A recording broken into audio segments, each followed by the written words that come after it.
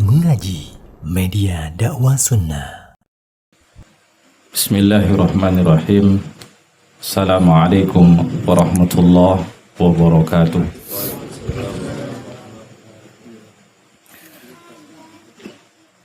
Innal hamdalillah nahmaduhu wa nasta'inuhu wa nastaghfiruh wa na'udzu billahi min shururi anfusina wa sayyiati a'malina. May yahdihillahu fala mudilla lahu wa may yudlil fala hadiya lahu. Asyhadu an la ilaha illallah wahdahu la syarika lah wa asyhadu anna Muhammadan abduhu wa rasuluh. Allahumma shalli ala Muhammadin wa ala alihi wa ashabihi wa man tabi'ahum bi ihsanin ila yaumiddin. Faqala ta'ala ya ayyuhalladzina amanu taqullaha haqqa tuqatih wa la tamutunna illa wa antum muslimun. Amma ba'd, fa inna asdaqal hadithi kitabullah wa khairal hadyi hadyu Muhammadin sallallahu alaihi wasallam wa syarrul umuri muhdatsatuha wa kullu muhdatsatin bid'ah wa kullu bid'atin dhalalah wa kullu dhalalatin finnar. Alhamdulillah, segala puji bagi Allah Subhanahu wa taala atas segala limpahan nikmatnya kepada kita semua. Sore ini di awal bulan Rabiul Awal, di tanggal 6 Rabiul Awal, alhamdulillah Allah Subhanahu wa taala mempertemukan kita semua di dalam majelis ilmu. Mudah-mudahan Allah Subhanahu wa taala senantiasa memberkahi kita dan menambahkan kepada kita ilmu yang bermanfaat. Saudara-saudari kaum muslimin rahimani wa rahimakumullah, kita lanjutkan pelajaran kita tentang prinsip-prinsip dasar Ahlus Sunnah wal Jamaah. Pada pertemuan yang lalu saya sudah menerangkan tentang prinsip yang pertama dan prinsip yang kedua. Prinsip yang pertama, Ahlus Sunnah wal Jamaah menjadikan Al-Quran dan As-Sunnah sebagai sumber hukum utama. Prinsip yang kedua, Ahlus Sunnah wal Jamaah memahami Al-Quran dan As-Sunnah dengan pemahaman as-salaf. Saya akan menambahkan keterangan terkait prinsip yang kedua ini. Ahlus-Sunnah wal Jamaah ketika mempelajari, memahami, dan juga mengamalkan Al-Quran dan As-Sunnah, mereka menyandarkan pemahaman dan pengamalannya kepada apa-apa yang dipahami dan diamalkan oleh as-salaf atau as-salaf as-saleh, yang mana istilah as-salaf ini adalah istilah yang digunakan untuk menyebutkan 3 generasi terbaik, sebagaimana yang dinyatakan sendiri oleh Nabi SAW. Semisal di dalam hadis yang sahih yang diriwayatkan oleh Imam Bukhari dari Abdullah bin Mas'ud radhiyallahu anhu, su'ilan Nabiyyu sallallahu alaihi wasallam ayyun nas khair, siapakah manusia yang terbaik itu? Qal, maka Nabi menjawab, qarni, thumma alladhina yalunahum, thumma alladhina yalunahum. Ketika Nabi ditanya tentang siapa manusia yang terbaik setelah beliau, maka beliau menjawab dengan jawaban yang singkat yang menunjukkan 3 generasi. Pertama mengatakan qarni, kurunku, generasiku. Thumma alladhina yalunahum, kemudian berikutnya. Thumma alladhina yalunahum, kemudian berikutnya. Para ulama sebagaimana Al-Hafidz Ibnu Hajar rahimahullah ta'ala dan juga yang lainnya ketika menerangkan kalimat qarni thumma alladhina yalunahum, thumma alladziina yalunahum, mereka mengatakan yang dimaksud qarni itu adalah para sahabat Nabi sallallahu alaihi wasallam. Kemudian thumma alladziina yalunahum itu adalah tabi'in, muridnya sahabat.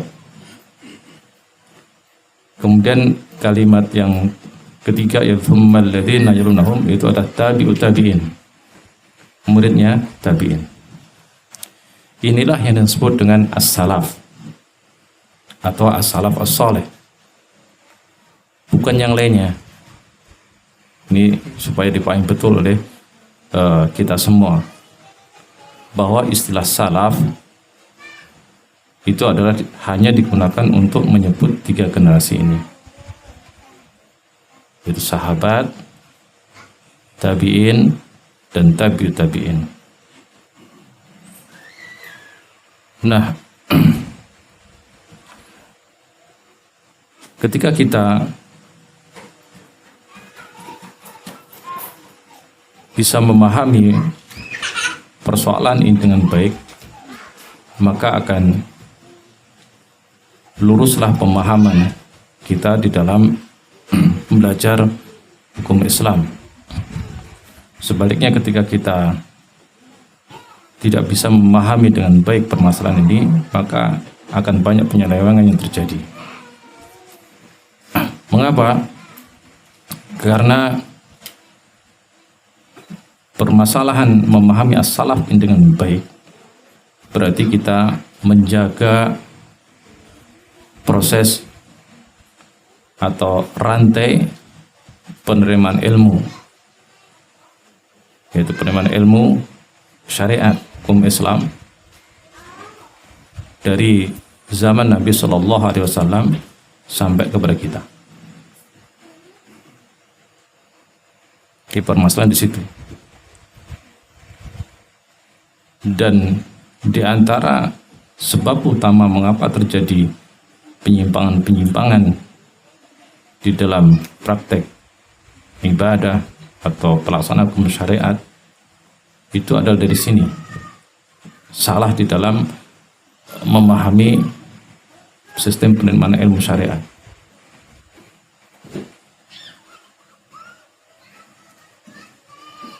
As-salaf, yaitu sahabat Nabi, tabi'in dan tabi'in, merupakan pondasi di dalam sistem penerimaan ilmu syariat. Maka ketika pondasi ini dijaga dengan baik, maka akan kokoh sistem tersebut. Sebaliknya, ketika pondasi ini dibiarkan, bahkan sengaja dirusak misalnya, maka akan rusaklah sistem penerimaan ilmu tersebut. Sebagaimana yang mungkin kita pernah mendengar pernyataan-pernyataan yang merendahkan, menyudutkan as-salaf ini. Misalnya orang mengatakan rijal wa nahnu rijal. Mereka itu, yaitu sahabat itu adalah laki-laki, kami pun laki-laki. Ini kan pernyataan yang menggiring kaum muslimin untuk meremehkan para sahabat Nabi Sallallahu Alaihi Wasallam. Artinya kalau misalnya sahabat bisa berpendapat, maka kami pun bisa berpendapat. Tidak perlu lagi menukilkan perkataan sahabat, bukan sama-sama orang. Ini berbahaya. Kemudian juga kita mungkin juga pernah mendengar bagaimana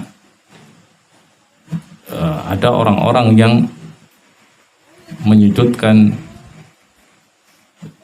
sahabat Nabi yang termasuk senior, yaitu seperti Utsman bin Affan radhiyallahu anhu, yang sering dijadikan contoh ketika menyebut pemerintahan yang KKN, yang menerapkan nepotisme, karena dianggap Utsman bin Affan radhiyallahu anhu itu adalah awal yang memberi contoh mengangkat pejabat dari kerabat dekatnya. Kemudian juga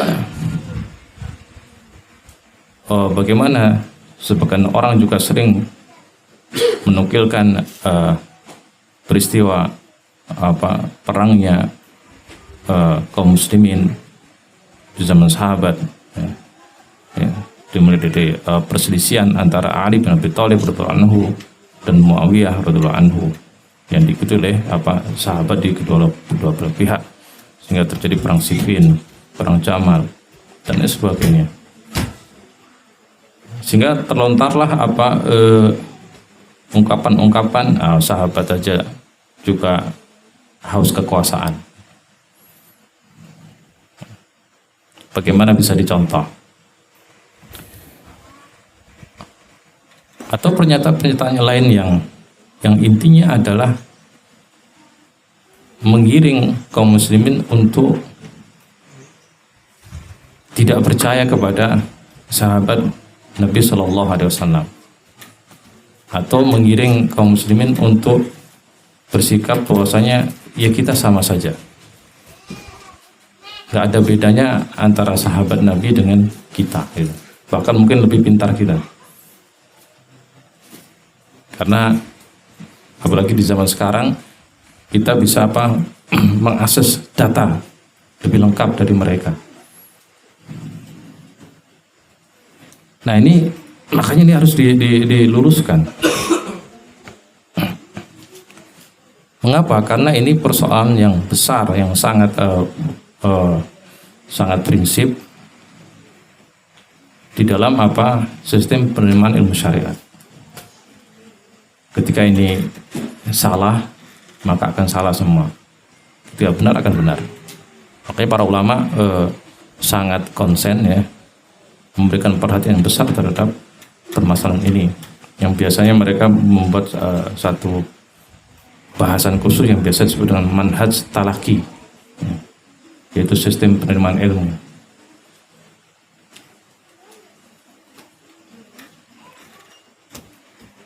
Kaum muslimin rahimani wa rahimakumullah, sebenarnya di dunia ilmiah menjaga sebuah sistem prosedur itu suatu yang memang harus begitu, wajib. Misalnya bapak-bapak, ibu-ibu yang pernah kuliah pun ketika mau membuat penelitian dan sebagainya kan pasti ada metode penelitian yang harus dipatuhi. Yang kalau seandainya seseorang yang melakukan penelitian dia tidak memakai metode yang standar, maka dia akan disalahkan. Nah, begitu pula ketika kita mempelajari hukum syariat, mempelajari Islam, itu metodenya, caranya itu sudah standar semenjak zaman Nabi Shallallahu Alaihi Wasallam. Nah, sayangnya metode yang sudah standar di dalam memahami dan mengamalkan Islam ini diabaikan oleh kaum muslimin sendiri, atau memang kaum muslimin karena kebodohannya dia terpengaruh dengan propaganda, dengan ajaran-ajaran yang memang dimasukkan oleh musuh-musuh Islam untuk menghancurkan kaum muslimin dari dalam.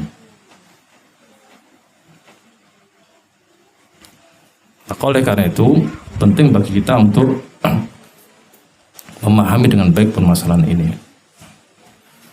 Kaum muslimin rahimani wa rahimakumullah, di dalam manhaj talaki, sistem penerimaan ilmu syariat, sistem penerimaan ilmu syariat Islam, hukum Islam, Allah Subhanahu wa Ta'ala sudah jelas menegaskan di dalam Al-Quran, yang merupakan sumber hukum utama di dalam Islam, bahwasanya Al-Islam, hukum Islam itu sudah sempurna. Allah Subhanahu wa taala mengatakan dalam surah Al-Maidah, "Al-yauma akmaltu lakum dinakum." Pada hari ini telah aku sempurnakan agama itu.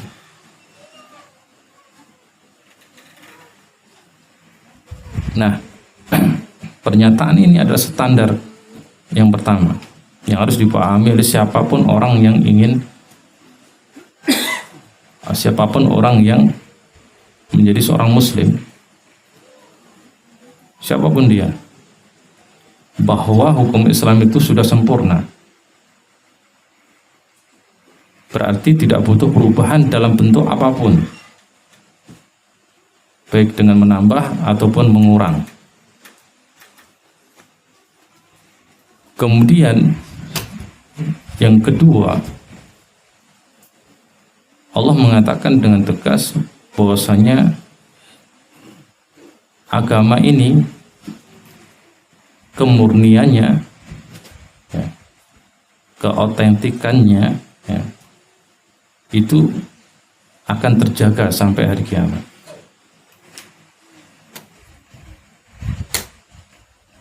Walaupun Muhammad Shallallahu Alaihi Wasallam itu adalah nabi yang terakhir,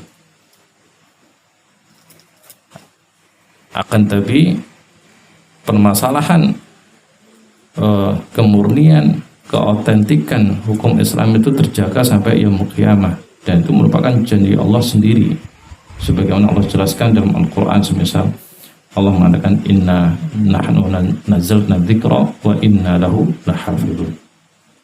Sesungguhnya kamilah yang menurunkan Al-Quran dan kami yang menjaganya. Nah, ini harus diyakini oleh kaum muslimin. Nah, wujud dari penjagaan Allah terhadap hukum syariah ini akan tetap otentik, tetap asli, adalah dengan melahirkan dalam setiap generasi itu para ulama. Makanya Nabi mengatakan tentang ulama itu, "Innamal ulama warathatul anbiya." Sesungguhnya ulama itu adalah pewaris para nabi.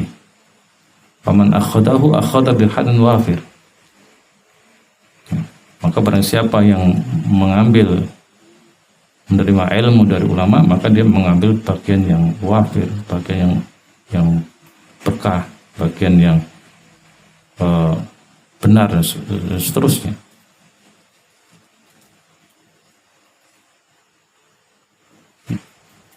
Dan kalau kita lihat, kenyataan memang seperti itu.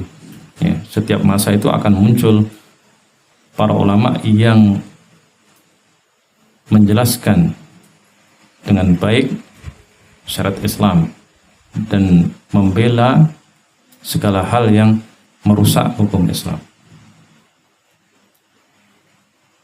Nah,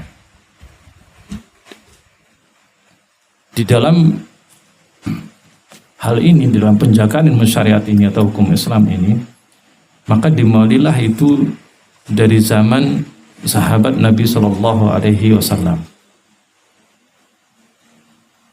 Ya, penjagaan ilmu syariat atau hukum Islam agar tetap otentik, tetap murni itu sudah dilakukan semenjak zaman Nabi masih hidup, sehingga ilmu itu tidak terputus, nyambung terus.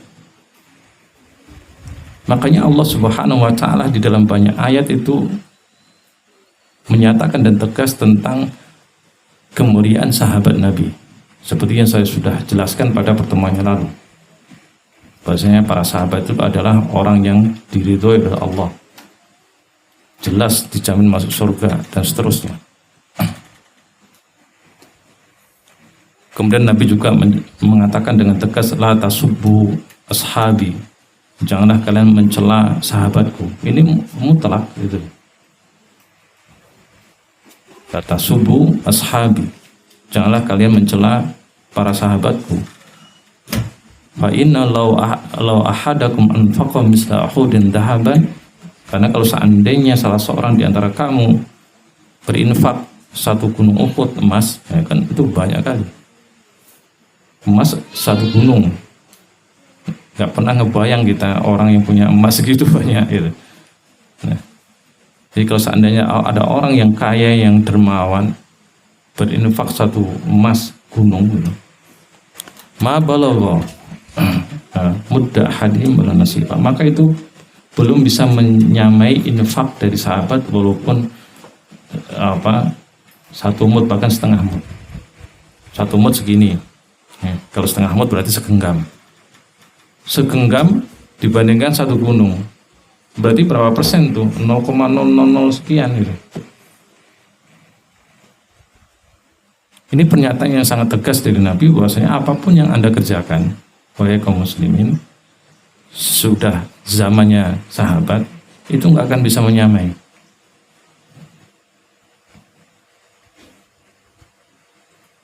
Mungkin ada sebagian kita protes, waduh enak kali jadi sahabat. Ya kan sudah Allah jelaskan, dzalika fadlullah yu'tihi may yasha. Itu adalah keutamaan yang diberikan oleh Allah kepada siapapun yang dia kehendaki. Itu kan urusan Allah. Allah memilih manusia yang dikehendaki untuk menjadi sahabat Nabi. Dan Allah menghendaki kita lahir di zaman sekarang, itu kan urusan Allah, bukan urusan kita itu. Seperti yang kemarin saya jelaskan sebagai guyonan saja gitu, sindiran. Ya kalau kita lahir di zaman Nabi jadi sahabat nggak apa-apa, ya. Alhamdulillah. Kalau jadi Abu Jahal gimana? Kalau kita jadi Abu Lahab gimana? Kacau malahan. Mending sekarang lah kita lahir. Alhamdulillah masih mau menjadi muslim, belajar sunnah dan seterusnya. Mending gitu. Masih ada kemungkinan masuk surga insya Allah. Ya, kalau jadi Abu Lahab, jelas nerakanya itu. Khulud, kekal, itu nggak bakal dia masuk surga itu. Ini kan kadang orang itu kan seenaknya sendiri itu. Ini Nabi ya itu sudah membentengi, menegaskan dengan jelas bahwasanya sahabat itu ya nggak bisa diudik-udik.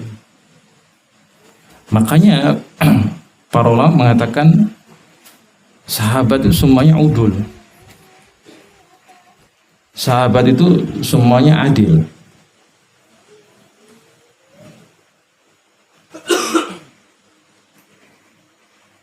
Sebagaimana misalnya Al-Imam An-Nawawi rahimahullah mengatakan as-sahabah kulluhum udul.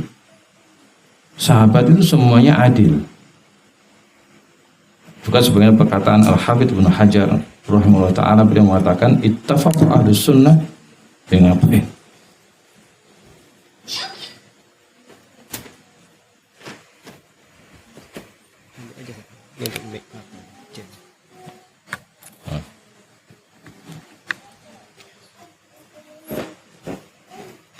Apa kata Al-Hafidz Ibnu Hajar rahimahullah ta'ala?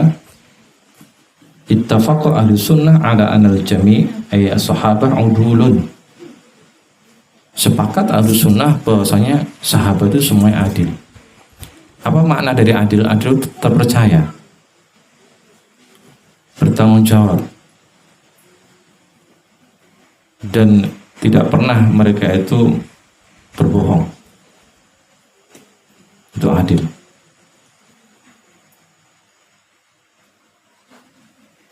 Bukan berarti mereka tidak pernah melakukan kesalahan, enggak. Ya. Karena yang maksum itu hanya Nabi Shallallahu Alaihi Wasallam.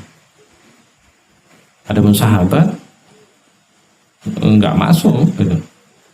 Di antara mereka ada yang pernah terjatuh pada kesalahan, berbuat dosa dan seterusnya. Akan tapi mereka berbeda dengan generasi lain.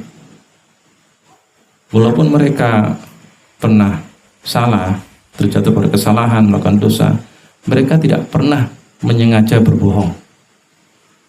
Apalagi berbohong atas nama Allah dan Rasulnya, itu nggak pernah. Makanya ketika mereka salah ngaku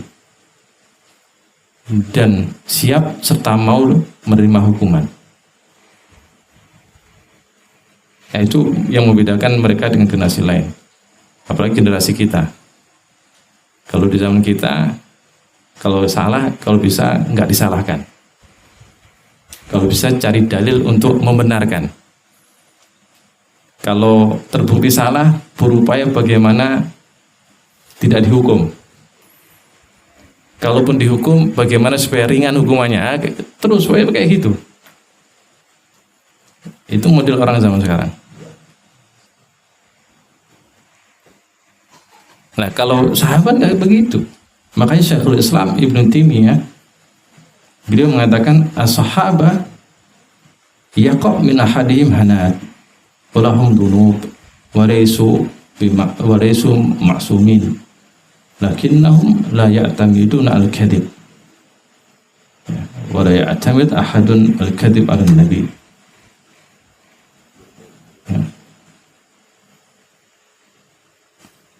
Jadi sahabat itu, kata Syekhul Islam Ibnu Taimiyah, itu yang pernah salah, pernah melakukan dosa, tapi tidak ada satupun di antara mereka itu pernah mengajak berbohong.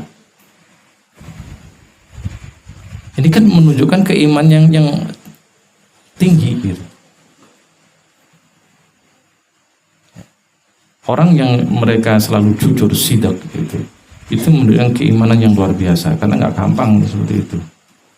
Karena umumnya manusia itu kalau sudah salah itu berupaya bagaimana nggak salah, maksudnya nggak dicap salah gitu. Mencari pembenaran, apalagi kalau misalnya dia sudah mendapatkan julukan ustadz, buya, kiai, orang pandai, pejabat, itu makin polanya itu suka mencari dalil untuk membenarkan dirinya.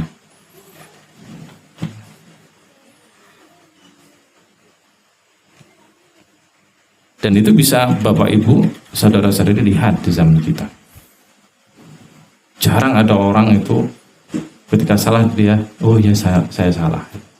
Siap menerima hukuman dalam bentuk apapun. Tapi lihatlah para sahabat Nabi Shallallahu Alaihi Wasallam itu lain. Mereka adalah orang yang sidik, orang yang jujur memang. Walaupun salah, mereka nggak akan membela diri. Dan di antara kisah atau contoh dari sikap para sahabat yang luar biasa ini, sehingga mereka dikatakan udulun, adil, terpercaya, amanah, adalah sebagai kisah dari Ka'ab bin Malik radhiyallahu anhu dan dua orang sahabat yang lainnya. Ya, sebagaimana Allah abadikan dalam surah At-Taubah ayat 118. Maka disebut juga dengan surah At-Taubah karena salah satunya ada peristiwa ini. Taubatnya tiga sahabat Nabi yang sangat luar biasa. Allah katakan dalam ayat ini, wa 'ala thalathatil ladzina khulifu hatta idza dhaqat 'alaihimul ardu bima rahubat wa dhaqat 'alaihim anfusuhum wa dhannu alla ma ja'a minallah illa ilaihi tsumma taba 'alaihim liyatubu innallaha tawwabur rahim. Dan ingatlah ketika ada tiga orang yang dia itu khulifu, tidak berangkat perang Tabuk. Perang Tabuk ini terjadi di tahun 9 Hijriah, salah satu peperangan terakhir, yang mana Nabi SAW mengumpulkan pasukan yang sangat besar untuk memerangi Romawi. Diceritakan oleh para ahli sejarah, pada waktu itu pasukan Nabi yang terdiri dari para sahabat itu kurang lebih 30.000 pasukan. Dengan kudanya sekitar 10.000. Itu sangat besar untuk zaman itu. Memiliki pasukan berkuda 10.000 itu luar biasa.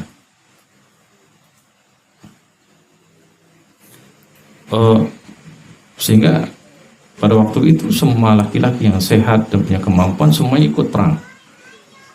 Yang seharusnya Ka'ab bin Malik ini juga yang termasuk seharusnya ikut perang, tapi dia tidak ikut. Karena waktu itu musim panas, dan kalau di sana kalau sudah musim panas itu musim buah gitu. Kurma pun lagi matang-matangnya. pokoknya lebih enak di kebun gitu ya, minum air, makan buah ya. Makanya kalau di sana itu liburannya biasanya liburan soif ya, liburan musim panas gitu. Yang mana biasanya terjadi di bulan-bulan Juni ya, Juni, Juli, Agustus.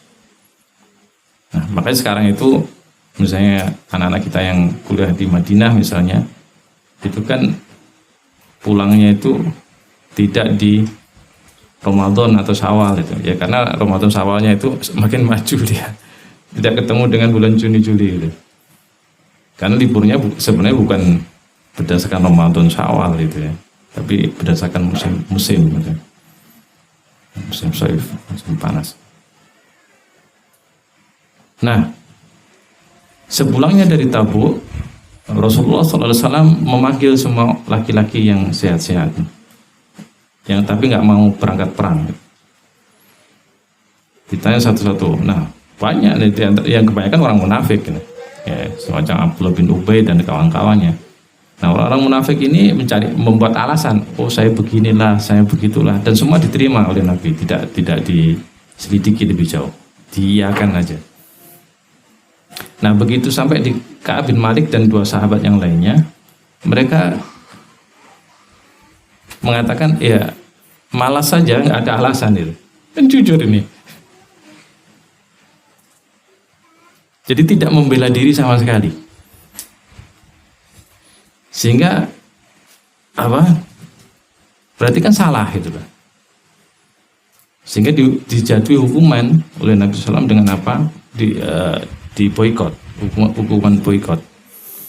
Jadi mereka tetap bertiga, tetap tinggal di Madinah, akan tapi seluruh penduduk Madinah termasuk keluarganya, termasuk istrinya, tidak boleh berbicara dengan mereka selama 50 hari.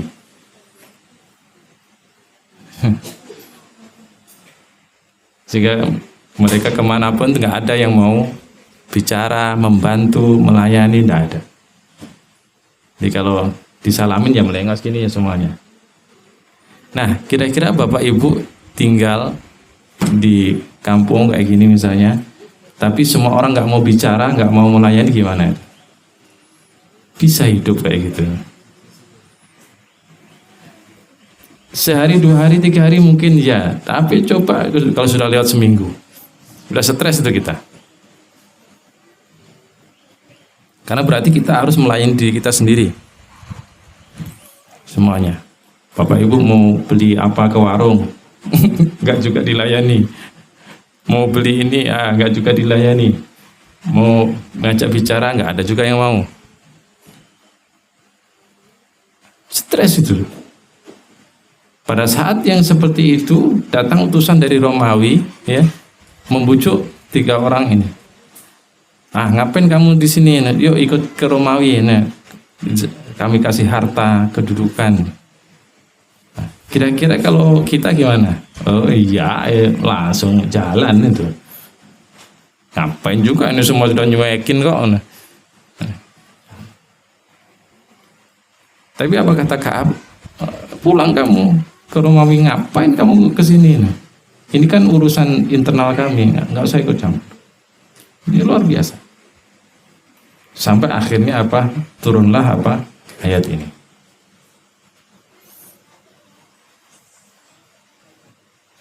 Ini luar biasa. Adilnya para sahabat. Jadi mereka jujur, tidak membela diri ketika salah.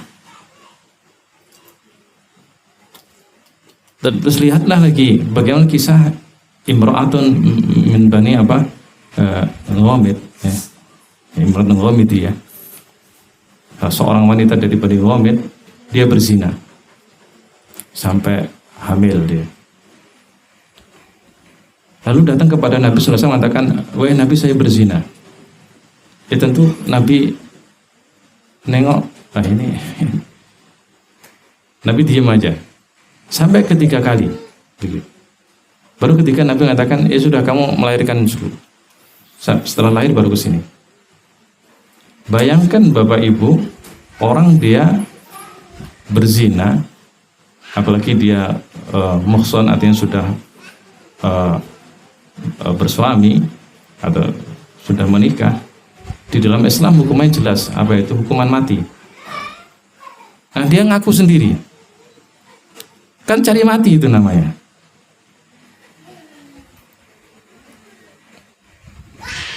Cari mati itu. Tapi lihatlah, karena kejujurannya, iman yang tinggi, maka dia tidak peduli.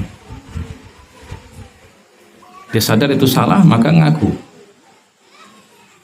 Dan ingat, di dalam hukum Islam, taubat itu ketika dia terkait dengan hukum had, hukum pidana, maka tidak cukup dengan istighfar. Astagfirullah, ya Allah saya mohon ampun, bertobat. Iya, itu baru awal. I'tiraf, menyesali dengan hati, kemudian lisannya istighfar, itu benar. Akan tapi hukum tetap harus ditegakkan. Kalau dia terkait zina misalnya, kalau dia belum menikah berarti dicambuk 100 kali, kemudian diasingkan 1 tahun. Itu tetap harus dijalankan. Kalau dia sudah menikah, maka dirajam, dihukum mati. Makanya seperti yang sahabat yang tadi, Ka'ab bin Malik, ketika dia tidak berangkat perang, ya dia dimaafkan, akan tapi hukuman tetap jalan. Karena dia mendapatkan hukuman boikot 50 hari. Nah, sahabat wanita ini dari Bani Ghaffar ini tahu gitu. Tapi sidq, dia jujur. Sehingga dia menerima hukuman itu. Begitu dia dihukum mati, dirajam, maka Nabi mengatakan kepada sahabat-sahabatnya ketika menghukum rajam, jangan dicela dia. Karena kalau seandainya taubat dia dibagikan ke kalian, itu akan mencukupi kurang lebih 70 orang. Ini kan luar biasa.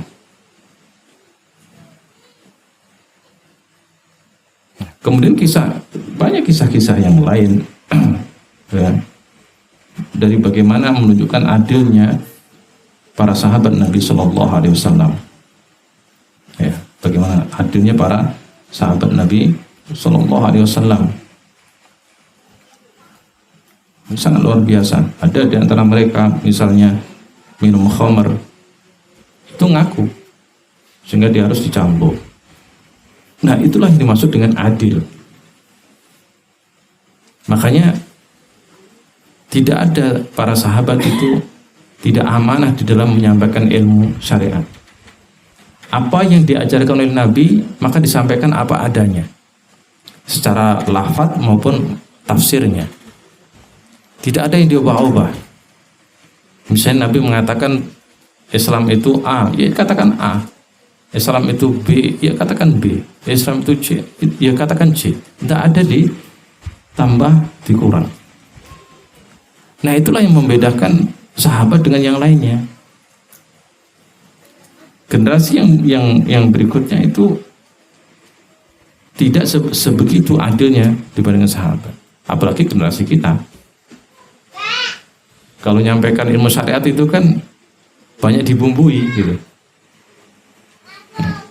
Tergantung dari kepentingan itu. Kalau pas kepentingan politiknya tinggi, ya pas ngaji ya dibumbui lah bagaimana dalil-dalil yang bisa mendukung arah politik. Kalau pas dalam rangka digunakan untuk mengeruk keuntungan pribadi, ya digunakanlah dalil-dalil yang bagaimana bisa membenarkan untuk mengeruk keuntungan pribadi atau kelompok. Sahabat tidak begitu di dalam mengajarkan ilmu syariat. Jauh dari kepentingan pribadi maupun kelompok. Menukilkan ilmu syariat itu apa adanya dari Nabi Shallallahu Alaihi Wasallam. Maka dikatakan apa? Udul adil. Kaum muslimin rahimani wa rahimakumullah, para ulama menjelaskan kepada kita, ya, para sahabat Nabi itu sangat banyak. Ya. Para sahabat Nabi itu sangat banyak. Misalnya yang dijelaskan oleh Ka'ab bin Malik radhiyallahu anhu ketika beliau menceritakan tentang pasukan Tabuk, maka beliau mengatakan wal muslimun ma'a Rasulillah sallallahu alaihi wasallam katsirun wa la yajma'uhum kitabun hafid. Orang Islam, kaum muslimin yang menyertai Nabi di perang Tabuk itu sangat banyak sehingga susah untuk menghitungnya. Ada sebagian beberapa ulama yang berupaya menghitung ya berapa sih sahabat Nabi itu jumlahnya, tapi ini sifatnya taklif ya, pendekatan saja kira-kira, bukan sebagai tahdid ya, mesti seperti itu. Di antara ulama yang berupaya untuk memberikan data kepada kita tentang jumlah sahabat Nabi SAW adalah Al-Imam Abu Zur'ah Ar-Razi, guru dari Imam Muslim Ta'ala.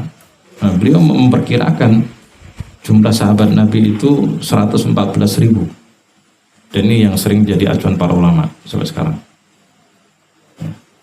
Itu 114.000 sahabat. Nah, dari 114.000 sahabat ini tentu memiliki kelebihan yang berbeda-beda, ya. Memiliki kelebihan yang berbeda-beda. Dan sahabat yang terakhir meninggal, ya, sahabat yang terakhir meninggal itu adalah Abu Tufail Amir bin Wathilah, ya, Abu Tufail Amir bin Wathilah, yang mana Abu Tufail Amir bin Wathilah ini lahir pada tahun 3 Hijriah. Lahir pada tahun 3 Hijriah, sehingga ketika Nabi wafat beliau kurang lebih umur 8 tahun, masih kecil. Makanya beliau termasuk sahabat kecil, sigor sahabat kecil. Kurang lebih selisih 5 tahun dengan Ibnu Abbas. Kalau Ibnu Abbas kan 2 tahun sebelum hijrah. Nah, Abu Tufail ini itu sahabat yang terakhir meninggal. Beliau meninggal pada tahun 102 Hijriah.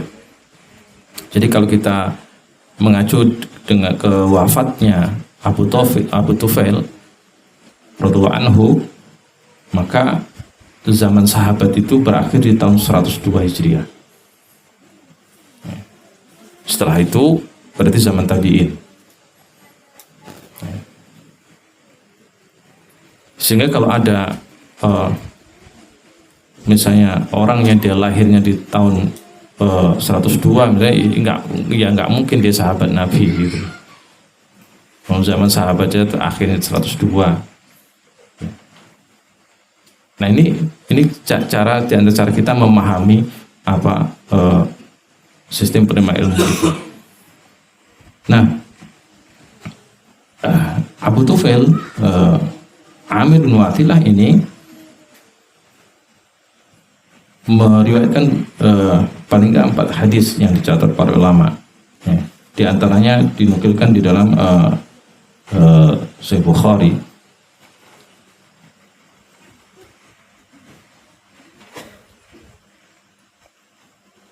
Kemudian di antara para sahabat Nabi ini ada sahabat-sahabat yang memang mereka adalah yang ditugaskan oleh Nabi SAW untuk mengajar sahabat yang lain, atau yang sering diistilahkan dengan fuqaha al-fiqih. Ya, sama setiap generasi itu ada yang menjadi ulamanya. Nah, di antara sahabat yang 100-an ribu tadi ada yang ulama-ulama mereka atau fuqaha mereka, yang mana permasalahan ini sudah dibukukan oleh para ulama, seperti misalnya dalam tabaqat fuqaha, ya, atau misalnya dalam kitab-kitab ulama yang seperti Adz-Dzahabi dalam Syiar A'lam Nubala, ya, atau dalam kitabnya Al-Hafidz Ibnu Hajar misalnya Taqrib At-Tahdhib dan seterusnya.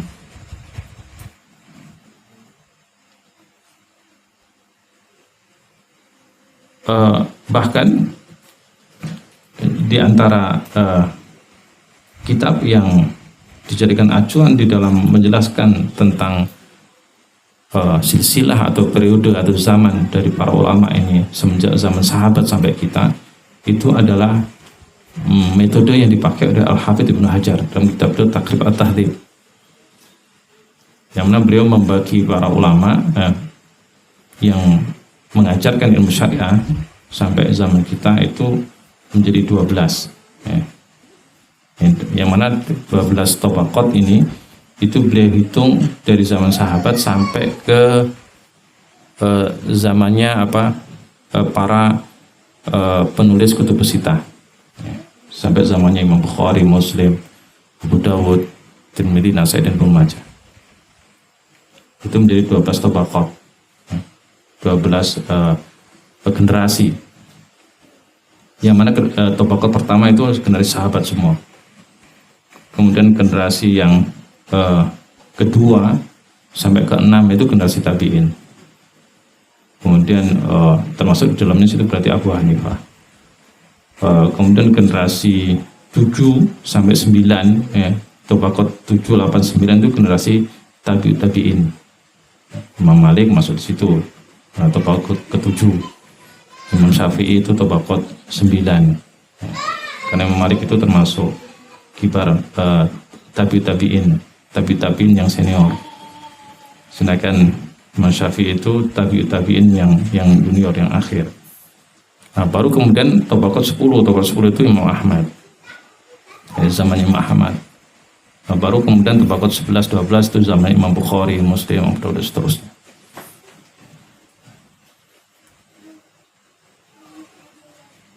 Nah, para sahabat Nabi Shallallahu Alaihi Wasallam, di antara mereka itu ada yang fuqahanya, ahli fikihnya. Fuqaha atau ahli fikih di zaman sahabat itu dibagi dua, tabaqat ula sama tabaqat tsaniyah.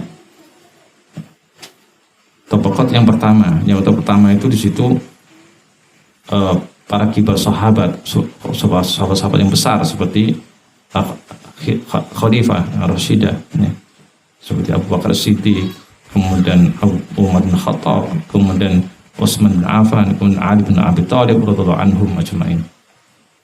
Ini adalah fuqaha ahli fikih utama sahabat. Makanya mereka terpilih menjadi khalifah.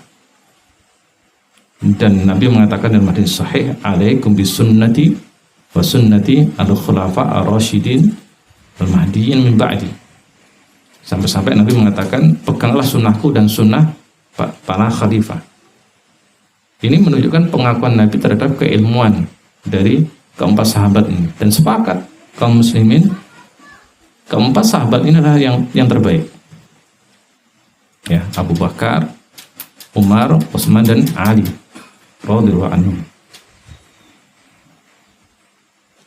Kemudian setelah itu ada Abdullah bin Mas'ud, ada Abu Musa al-Asy'ari, ada Ubay bin Ka'ab, yang mana Ubay bin Ka'ab dikatakan oleh Nabi, aqra'ukum li kitabillah Ubay. Yang paling pandai kiroah itu adalah Ubay. Nah, kalau urusan kiroah itu masalah tajwid, tahsin, nah itu Ubay bin Ka'ab. Makanya ketika di zaman Umar bin Khattab radhiyallahu anhu, dialah yang dijadikan sebagai imam tarawih. Ya. Bin Ka'ab. Nah, kemudian ada juga Zaid bin Thabit. Yang mana Zaid bin Thabit ini kata Nabi, kalau kamu mau tahu tentang faraid, tentang hukum waris, tanya Pak Zaid. Nah, kalau kita melihat di sini, semenjak zaman Nabi sendiri itu di dalam masalah fikih itu ada spesialis. Tidak semua sahabat pun punya kemampuan yang sama dalam masalah fikih. Sehingga itu sebenarnya menjadi contoh bagi kita ketika kita belajar pada ulama zaman sekarang.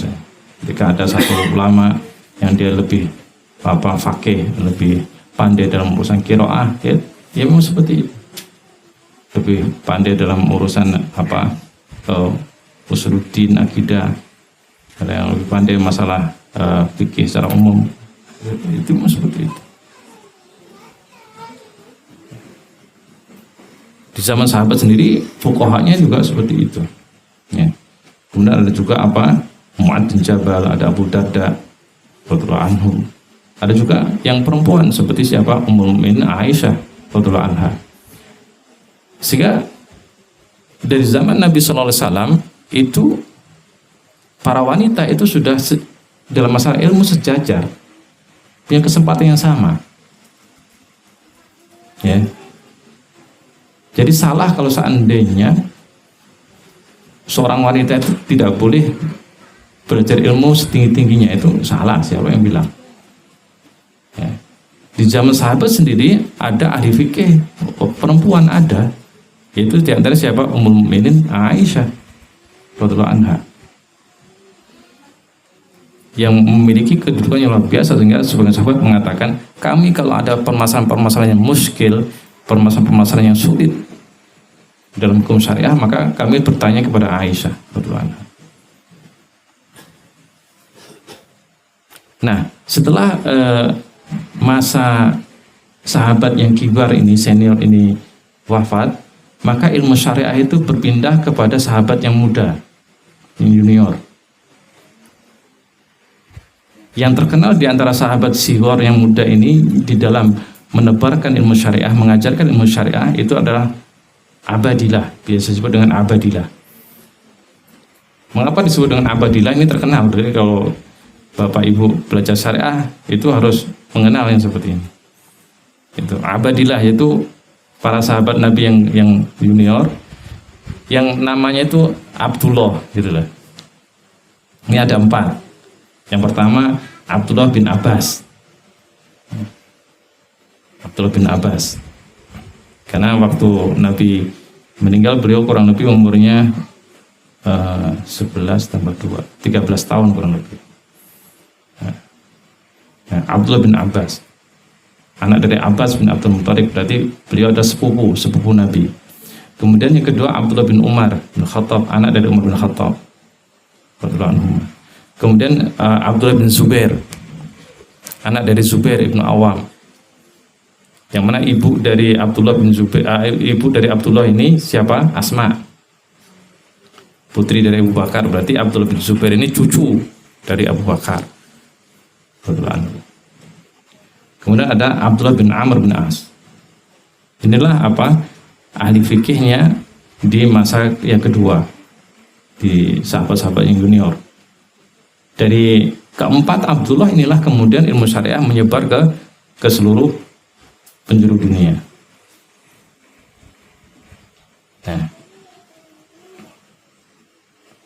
Nah begitu masa sahabat ini hendak berakhir, maka ilmu itu menyebar ke seluruh penjuru dunia sesuai dengan perkembangan kaum muslimin. Dan ilmu syariat itu dia berpindah atau diteruskan ke generasi yang kedua, yaitu generasi tabi'in. Ya, ke generasi tabi'in. Oh ya, tadi saya ada terlewat ya tentang kita sudah berbicara banyak tentang sahabat Nabi, tapi saya belum menjelaskan tentang definisi dari sahabat ya.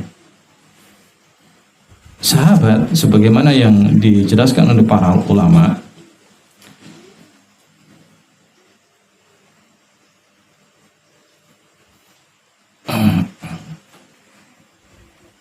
semisal yang dijelaskan oleh Al-Imam Asy-Syafari ini, sahabat itu definisinya adalah as-sahabi man istama'a bin Nabi sallallahu alaihi wasallam mu'minan walau lahdzah wa mata ala dzalik wa takhallalahu riddah. Sahabat itu adalah orang yang berjumpa dengan Nabi sallallahu alaihi wasallam dalam keadaan beriman walaupun sebentar. Nah, itu syaratnya gitu. Sahabat itu adalah orang yang berjumpa dengan Nabi dalam keadaan beriman. Yang dimaksud dengan berjumpa itu ya bisa duduk bersama, bisa dekat, melihat, atau dari jauh. Sebagaimana Abu Tufail, karena dia masih kecil, dia dikatakan sahabat bukan karena beliau pernah duduk-duduk ngobrol dengan Nabi, enggak, tapi beliau pernah melihat Nabi SAW. Artinya dalam satu majelis walaupun dari jarak jauh, walaupun sebentar, dengan syarat dia dalam keadaan beriman. Oleh karena itu orang kafir walaupun berjumpa dengan Nabi ya tidak sahabat. Contohnya siapa? Abu Lahab, Abu Jahal itu berjumpa dengan Nabi tapi kafir. Atau dia munafik seperti Abdullah bin Ubay misalnya, bin Salul. Nah itu juga tidak bisa dikatakan sebagai sahabat. Dan mati dalam keadaan atau meninggal dalam keadaan beriman. Meninggalnya juga harus keadaan beriman, karena ada juga yang awalnya dia beriman tapi ketika meninggal dia murtad.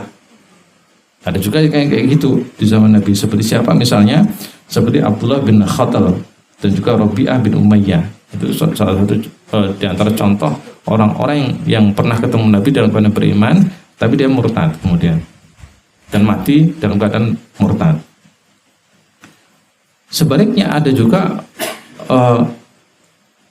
orang yang dia pernah juga murtad tapi tobat.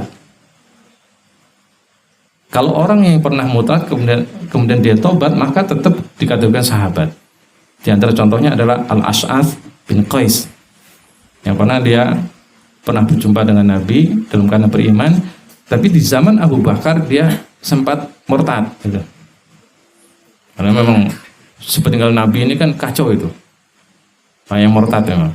Nah, di antaranya adalah Al-Ash'ath bin Qais ini. Tapi ketika dia ketangkap kemudian diminta untuk bertobat, maka dia termasuk orang yang mau bertobat di hadapan Khalifah Abu Bakar As-Siddiq radhiyallahu anhu. Maka dia tetap dikatakan sebagai sahabat Nabi SAW. Nah, itu bisa kita pahami dari penjelasan para ulama. Atau misalnya ada juga seseorang yang dia beriman tapi nggak pernah berjumpa dengan Nabi. Siapa namanya? Najasyi itu beriman tapi dia nggak di zaman Nabi masih hidup, tapi dia jumpanya hanya dengan sahabat, tidak pernah berjumpa dengan Nabi, maka dia tidak bisa dikategorikan sahabat, kategorikan tabiin. Dia masuk kategori tabiin. Nah itu tentang definisi sahabat. Nah kita lanjutkan lagi tentang penjelasan tentang proses penerimaan ilmu tadi. Nah setelah meninggalnya sahabat yang kibar tadi, yang senior seperti khalifah kemudian lain sebagainya, maka ilmu itu berpindah atau diteruskan ke abadilah tadi, ya, sahabat-sahabat yang junior. Nah setelah mereka meninggal, maka diteruskan ke generasi kedua, yaitu generasi tabiin, yang mana waktu itu kaum muslimin sudah menyebar kemana-mana, karena di zaman Umar bin Khattab sendiri itu kaum muslimin sudah sampai ke pinggiran Rusia sekarang, ya, ke Azerbaijan, ke Uzbek, ya, ke Tajik, ya. Daerah-daerah Balkan itu sudah masuk ke kawasan wilayah kaum muslimin. Ya. Nah, di masa akhir dari sahabat, maka muncullah madrasah-madrasah, sekolah-sekolah yang menjadi pusat pendidikan Islam. Ya. Dan yang paling terkenal ada 3. Ya. Yang pertama adalah madrasah Madinah. Ya. Madrasah Madinah. Ya wajar, karena itu di situ Nabi hidup, meninggal, ya, wafat beliau, dan juga para sahabat banyak di situ. Ya. Yang paling terkenal, yang pertama adalah Madinah. Yang lain di situ di antara guru-guru utamanya yang paling menonjol ada Zaid bin Thabit. Zaid bin Thabit radhiyallahu anhu, karena Zaid bin Thabit radhiyallahu anhu memang asli Madinah. Beliau dari suku Khazraj. Nah, dari Zaid bin Thabit radhiyallahu anhu inilah kemudian muncul para tabi'in besar, ya, murid utama dari beliau seperti Sa'id bin Musayyab, ya, senior dari tabi'in dan sangat masyhur. Kemudian ada Abu Salamah bin Abdurrahman. Kemudian ada juga anak dari Zaid sendiri, yaitu Kharijah. Ada Kharijah bin Zaid. Kemudian ada Sulaiman bin Yasar dan lain sebagainya. Ada Al-Qasim bin Muhammad dan lain sebagainya. yang dari fuqaha Madinah.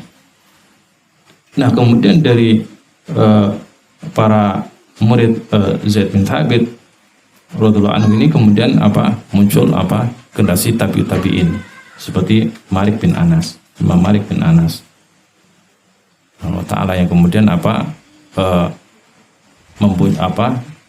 diteruskan dengan madhab yang tersendiri, yaitu madhab Maliki. Ya, jadi madhab Maliki memang akarnya itu dari madrasah Madinah. Ya. Dengan guru utama adalah Zaid bin Thabit radhiyallahu anhu. Maka fikih dari Maliki memang terpengaruh sekali dengan fikih Madinah.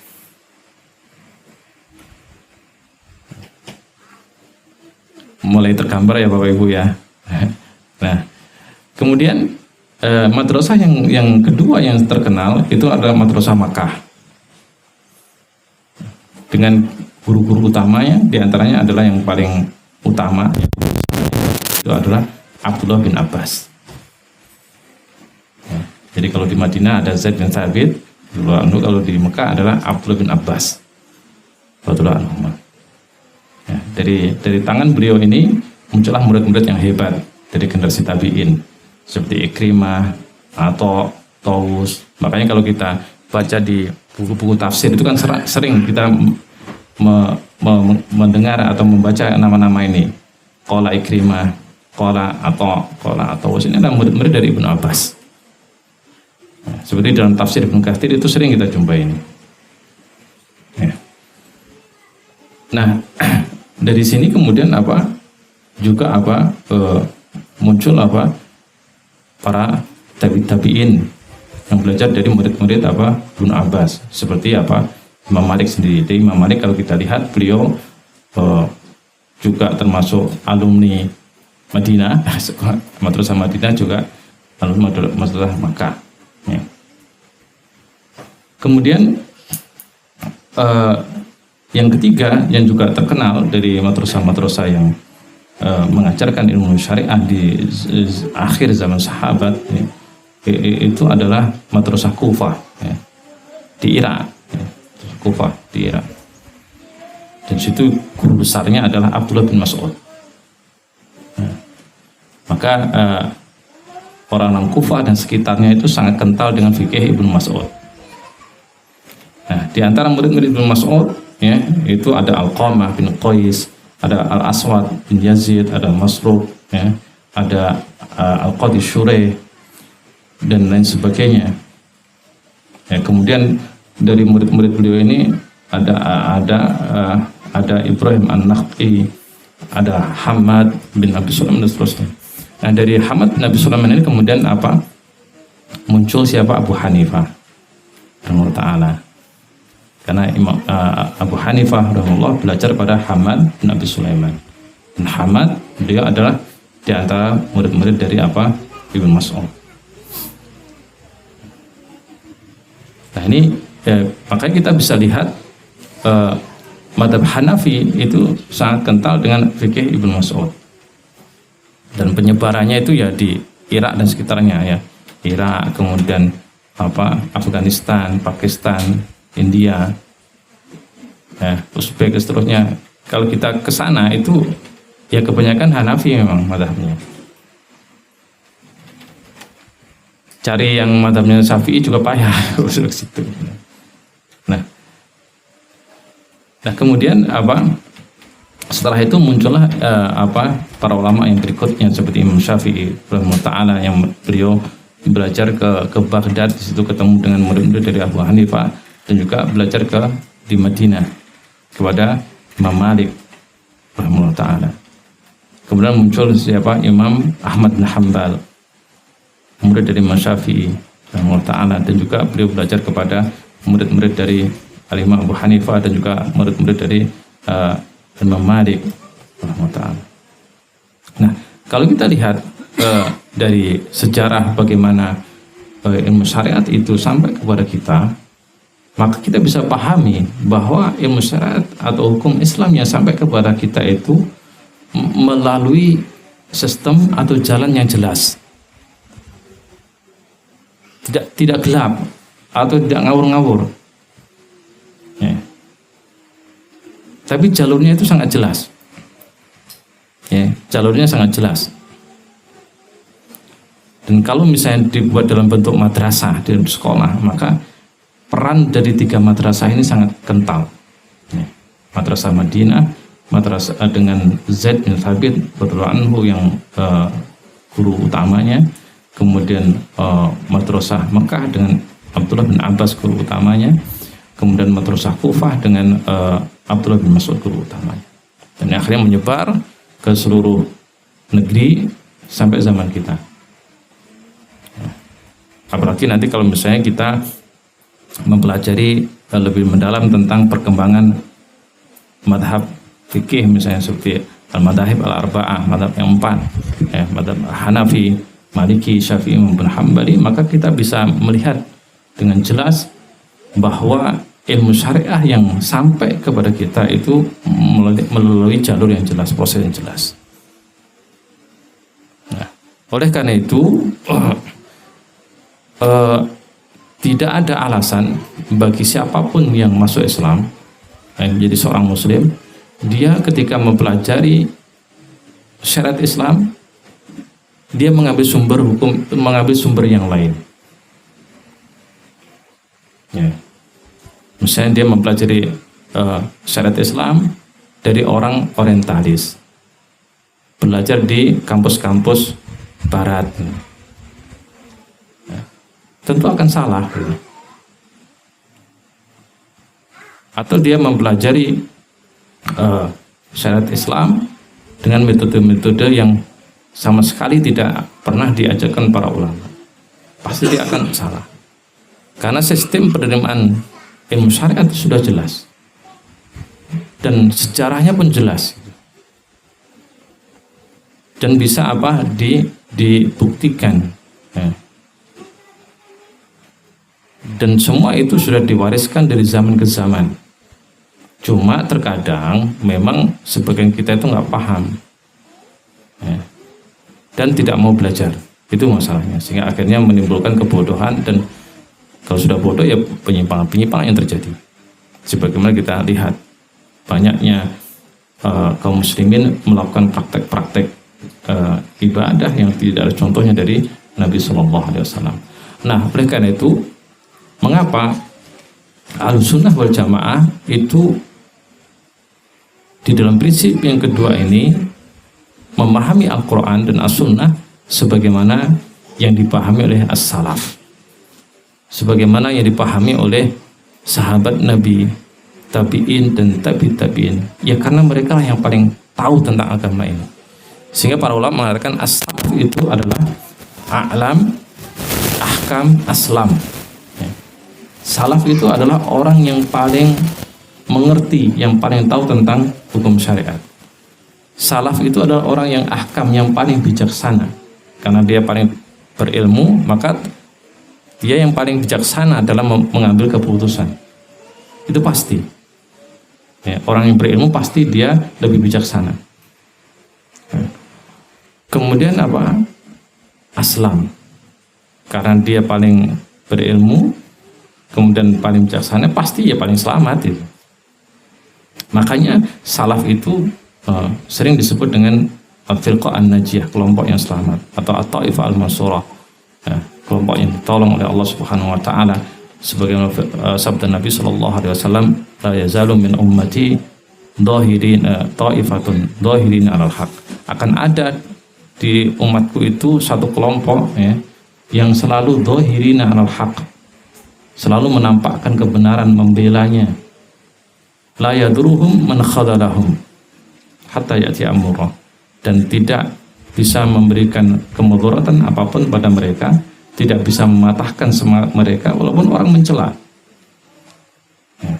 Dan ini sampai hari kiamat. Dan itu kita bisa lihat bagaimana munculnya para ulama, ya, Ahlussunnah, yang mereka selalu menegakkan kebenaran dan terus semangat dan terus berada di situ walaupun orang mengejek, walaupun orang menyudutkan sebagainya, mereka tetap berada tegak di atas kebenaran.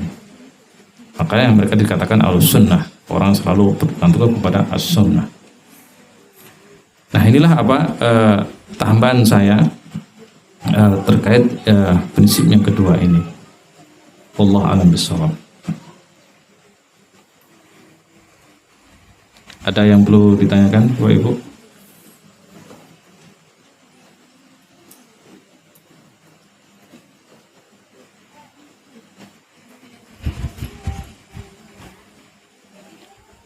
Hari ini pelajarannya sejarah ya.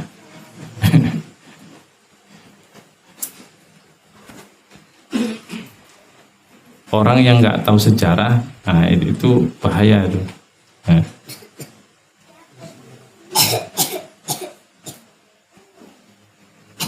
Karena dengan kita mengerti sejarah, maka kita akan banyak mempunyai faedah.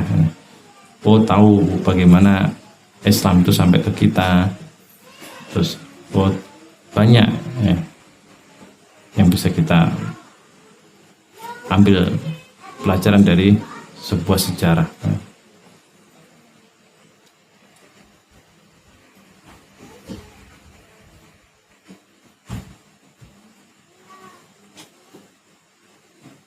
Ya. Assalamualaikum.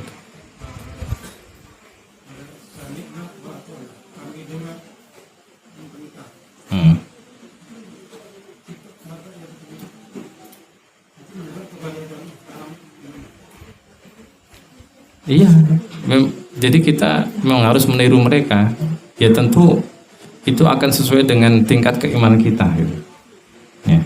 Dan bukan berarti ketika kita mengatakan sami'na wa ata'na kita nggak pernah salah juga enggak kan. Makanya seperti yang saya jelaskan, sahabat saja juga pernah salah. Tapi mereka jujur gitu loh. Di antara yang bisa kita contoh dari sahabat itu, ada mereka itu orangnya itu layak tamid al-kadzab gitu.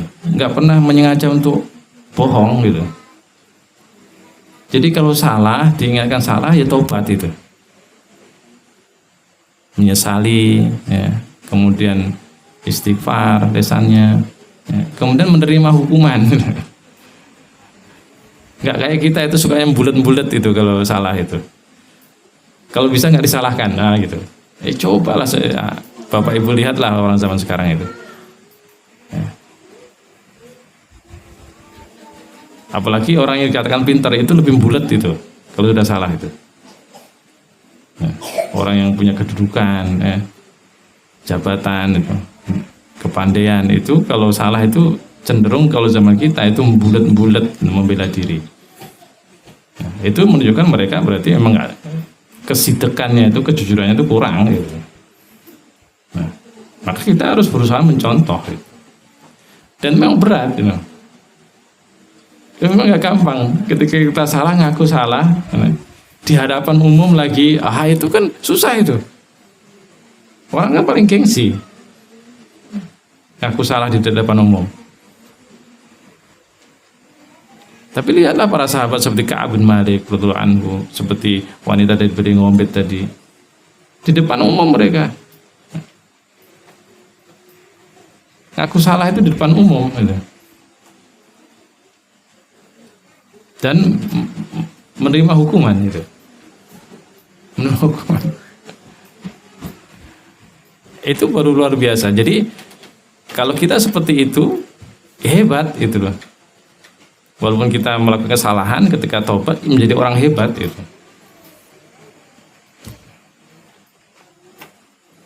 Ya itulah Islam. Seperti itu.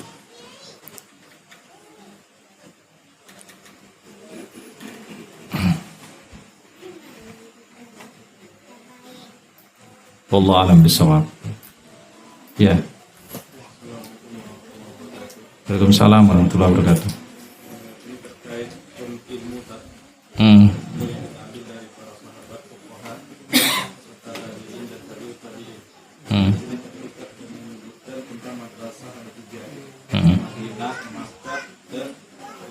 Ya.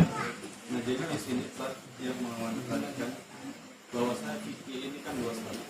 Nabi kita SAW cuma satu. Ini bagaimana kita menyikapi terkait perbedaan dari segi pendapat-pendapat dari para sahabat tadi, yang guru-guru besarnya tadi. Mungkin ada hal terkait tentang batalnya wudhu seseorang yang menyentuh wanita yang bukan mahramnya, bahkan istrinya juga. Itu dikuatkan dari pendapat Imam Syafi'i. Sementara Imam Syafi'i belajar kepada sahabat-sahabat tadi dan tadi. Nah, kita yang jauh di sini itu bagaimana kok bisa sahabat ini memiliki perbedaan terkait pandangan fikih tersebut. Dan yang berikutnya itu ketika kita mulai mengenal suatu ilmu, namun tiba-tiba setelah itu di zaman yang sekarang perubahan itu, hukum itu bisa berubah. Nah itu bagaimana kita menyikapi? Seperti mungkin Anda pernah dengar dari ulama besar, ulama kita yang menyatakan bahwasanya zikir pakai tasbih itu boleh. Nah sementara di Ibnu Mas'ud itu disebutkan hadisnya gamblang, bahwasanya masih ada peninggalan Nabi, maksudnya barang-barang dia. Kemudian sudah membuat sesuatu hal yang baru di masjidnya, gitu. Itu bagaimana kita menangkap itu? Cuman ulama ini menyatakan bahwasanya apabila kita tidak meyakini itu. Nah, jadi ada dua pandangan ini, kita mohon kiranya beri penjelasan kepada kita yang sudah jauh dari ilmu tadi sahabat, tabi ini dan ulama-ulama salaf yang Alhamdulillah wassalatu wassalamu ala ba'd. Iya. Dari kita gambaran singkat bagaimana sampainya ilmu syariat kepada kita melalui dari zaman sahabat tabi'in dengan munculnya madrasah yang utama tadi, kita bisa lihat bahwasanya ilmu syariat itu sampai kepada kita dengan jalur yang jelas. Itu satu. Kemudian yang kedua, di dalam tafsir hukum syariah itu pasti ada ikhtilaf, itu pasti. Karena ikhtilaf itu tidak hanya terjadi di zaman kita, di zaman Nabi aja sudah ada gitu. Bagaimana para sahabat ketika memahami perintah dari Nabi SAW itu terkadang mereka berbeda pendapat. Ya, contoh ketika Nabi memerintahkan para sahabat untuk sholat asar di Bani Quraidah misalnya, maka sebagian sahabat memang betul-betul sholat asar di Bani Quraidah walaupun sudah maghrib, gitu kan, sudah lewat waktu. Sebagai sahabat enggak, tetap sholat asar tepat waktu karena mereka memahami itu sebenarnya perintah Nabi supaya kita cepat-cepat. Nah begitu mereka kembali ke Madinah, sampaikan kepada Nabi-Nabi ya nggak ada yang dibela gitu. Nah, itu salah satu bentuk ikhtilaf di dalam fikih dan yang lain sebagainya ya. Termasuk bagaimana para sahabat ketika memahami tentang masalah tayamum itu apakah hanya menggantikan hadas kecil atau juga bisa menggantikan hadas besar gitu. Ya. Maka sebagian sahabat itu memahami bisa menggantikan hadas besar. Ya, sebenarnya kisahnya saya lupa siapa sahabatnya. Yang ketika menjadi imam dalam satu ekspedisi, dia dalam keadaan junub, mau sholat subuh, musim dingin, jadi nggak dia takut kalau dia mandi sakit dia, bahkan mungkin mati gitu kan. Akhirnya dia tayamum, lalu menjadi imam sholat subuh. Ini diprotes tuh sama sahabat. Sampai kepada Nabi hanya ketawa aja. Nah, karena sahabat ini berdalil dengan firman Allah Subhanahu wa taala, wala taqtulu anfusakum, kita nggak boleh bunuh diri. Nah, itu kan salah satu contoh ikhtilaf fikih. Nah, dan itu tentu akan berkembang sepeninggal Nabi SAW, sehingga muncullah 3 madrasah utama tadi. Akan tapi itu bukan berarti kemudian mereka para sahabat itu tidak menyampaikan sebagaimana yang diajarkan Nabi, tidak. Akan tapi Nabi terkadang memang membenarkan semua kaifiyah tadi, tata cara tadi, gitu. Nah, apalagi kemudian perkembangan fikih itu dari tiga madrasah pokok tadi, ketika menyebar ke seluruh penjuru dunia, itu pasti akan dipengaruhi oleh berbagai macam, baik itu pengaruh politik, ekonomi, kondisi geografis, budaya setempat itu sangat berpengaruh, sehingga akhirnya juga akan memberikan pengaruh pandangan-pandangan fikih sampai sekarang. Nah, oleh karena itu para ulama sebenarnya sudah menjelaskan kepada kita tentang masalah fikih ikhtilaf ini ya, adab ikhtilaf yang baik, yang mana intinya di dalam ikhtilaf kita harus merujuk kepada dua sumber yang pertama, yang utama.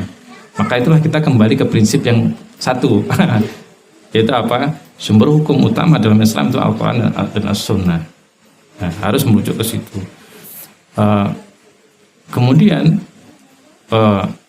di dalam ikhtilaf orang-orang yang awam ya, yang sedikit ilmu atau bahkan tidak punya ilmu sama sekali, maka dia dibolehkan taklid kepada ulama yang dipercaya.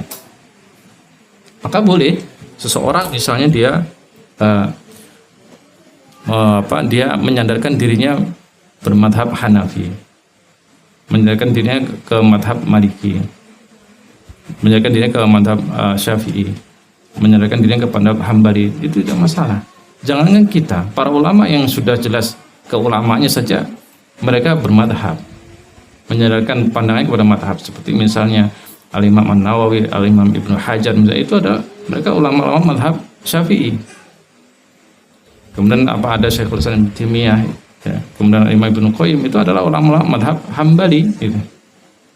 Itu jelas keulamanya. Apalagi kita yang orang awam atau katakanlah thalib ya, penuntut ilmu tapi penuntut ilmu kecil ya, tentu lebih dianjurkan untuk menyandarkan pandangannya kepada para ulama. Sehingga ketika ada suatu masalah ya tinggal dia mau merasa tenang kemana gitu. Ya. Tapi jangan biasakan kayak kutu loncat, karena itu akan biasanya orang yang kutu loncat ini dia memahami sesuatu itu dalam rangka mencari pembenaran. Ya. Dicari yang mudah. Oh, kalau dilihat nih yang mudah di mata Hanafi ya saya Hanafi aja. Di lain waktu ketika dia melihat yang mudahnya itu dalam mata Syafi'i, dia ambil Syafi'inya gitu kan. Nah, ini kutu loncat ini.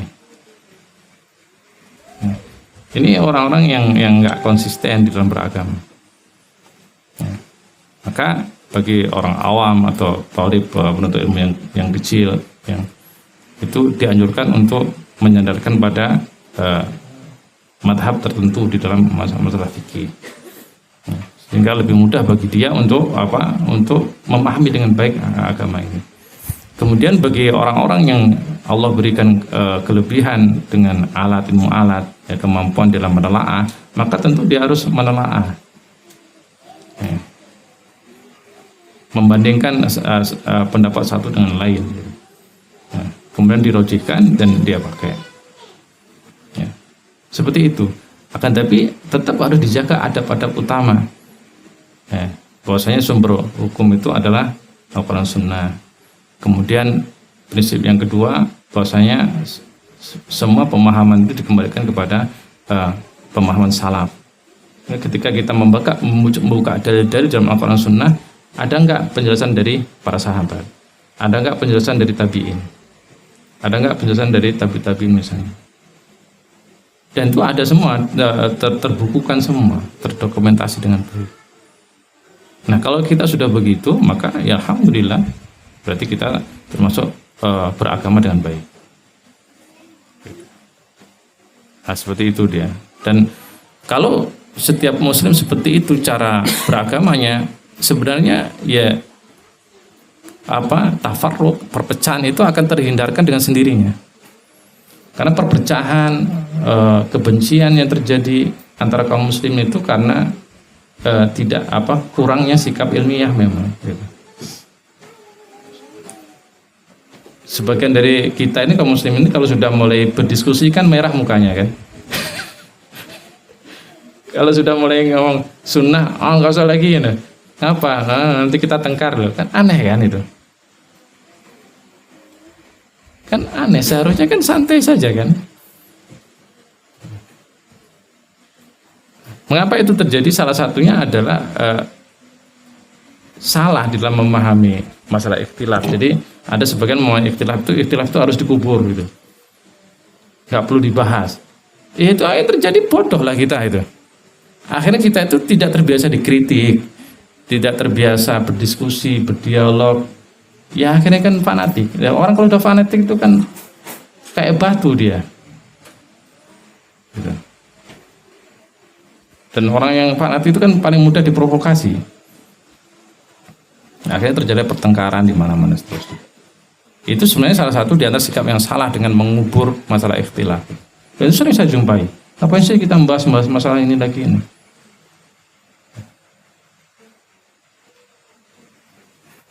Nah, seharusnya ikhtilaf itu nggak perlu ditutupi gitu. Nah, itu adalah suatu yang ilmiah yang sebenarnya biasa aja dibicarakan. Ketika kita menjaga adab dengan baik. Gitu. Wallahu a'lam bishawab.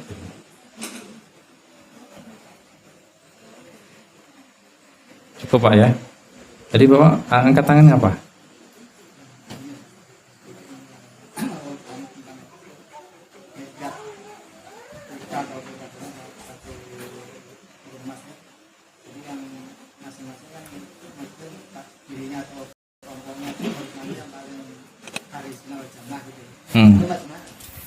Iya, itu kan salah satu penyakit ya.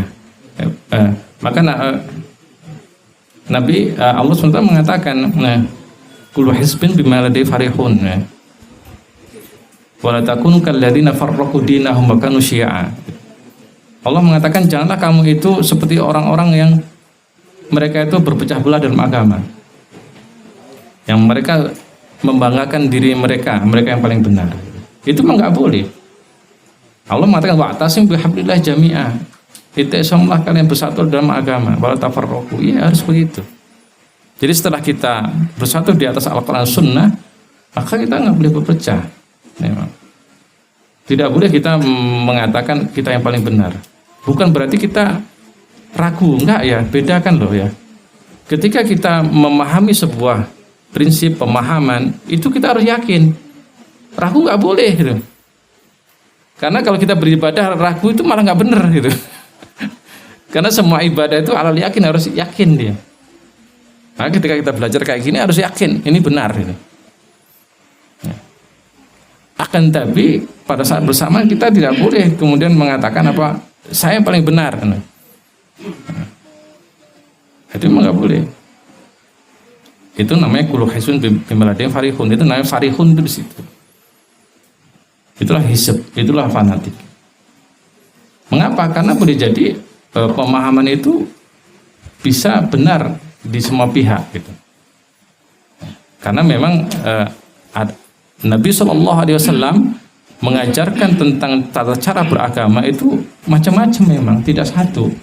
Ya kayak qiraah, maka kita bacaan Al-Quran itu kan nggak satu. Ada misalnya kita kenal qiraah sab'ah kan. Itu yang masyhur, yang nggak masyhur bisa sampai qiraah yang 10. Dan yang biasa masyhur, yang biasa di Indonesia itu adalah Hafs an Asim kan, itu riwayat Hafs an Asim. Nah kalau kita fanatik, oh ini yang paling benar bacaan orang Indonesia. Ketika kita ke Afrika terbengong-bengong kita, ini kok beda ini bacaannya itu. Ketika ke Maroko misalnya, orang Maroko itu ngapain sih baca Al-Quran kayak gini? Ke Afghanistan kan kacau. Ternyata benar semua kayak gitu. Ya kalau kita yang paling benar, atau misalnya masalah apa? Masalah bacaan ruku, ya bacaan sholat lah, itu macam-macam kan gitu. Bacaan ruku aja ada subuhun kudus, ada subhana rabbil azim, ada subhana rabbil azim bihamdi, macam-macam. Tidaknya ada rabbana walakal hamdu hamdan katsiran, ada macam gitu. Nah, jadi menganggap diri kita paling benar memang nggak boleh. Itulah farihun. Tapi kita harus yakin ini benar gitu. Karena dalam ilmu, dalam ibadah nggak boleh syak, itu nggak boleh gitu. Harus yakin. Karena ibadah itu dia alal yakin, dia harus yakin. Nggak boleh ragu. Bisa dipahami ya. Jadi antara yakin dengan apa yang kita dapatkan, sama sombong. Dan yang penyakit kan ini gitu. Nah, sombongnya ini, jadi yang paling benar. Akhirnya setiap berjumpa dengan orang yang berbeda pandangan itu, matanya itu kayak salah itu. Orang itu salah, orang itu salah, orang itu salah semua. Gitu. Nggak ada yang benar kecuali dia gitu. Ini nggak boleh, dan itu penyakit. Penyakit. Maka kita harus rahim, sayang, husnudzon kepada kaum muslimin secara umum. Kan jelas itu. Bahwasanya apa? Orang-orang muslim itu asyidda wal kufar ruhama'u bainahum. Ruhama'u bainahum. Muslim itu saling sayang dengan yang lainnya. Ruhama dia. Dan juga asyidda al kufar itu bukan berarti ngawur, kita ketemu orang kafir langsung ditinju, dipukul, kan juga ngawur juga, kan nggak kayak gitu juga. Asyidda ala kufar itu kufar yang mana? Yaitu orang kafir yang memusuhi kita, memerangi kita, kan gitu. Ketika yang muahid, yang dia itu damai, ya juga enggak. Gitu. Nah, pemahaman seperti inilah yang harus kita pahami dengan baik. Karena di antara penyakit umat saat ini itu adalah mereka itu tidak terbiasa diskusi. Ya, tidak biasa dikritik, ya, tidak biasa membicarakan masalah ikhtilaf. Yang itu justru membuat jumud, membuat fanatik, membuat sedikit-sedikit marah dan seterusnya itu. Wallahu a'lam bishawab. Saya pikir itu yang bisa saya sampaikan. Semoga Allah Subhanahu wa taala memberkahi kita, memberikan ilmu yang nafi, yang bermanfaat bagi kita, melindungi kita semua dari adab kubur dan adab neraka, dan menyatukan kita semua di surganya. Amin. Subhanakallahumma bihamdik asyhadu an la ilaha illa anta astaghfiruka wa atubu ilaik. Assalamualaikum warahmatullahi wabarakatuh.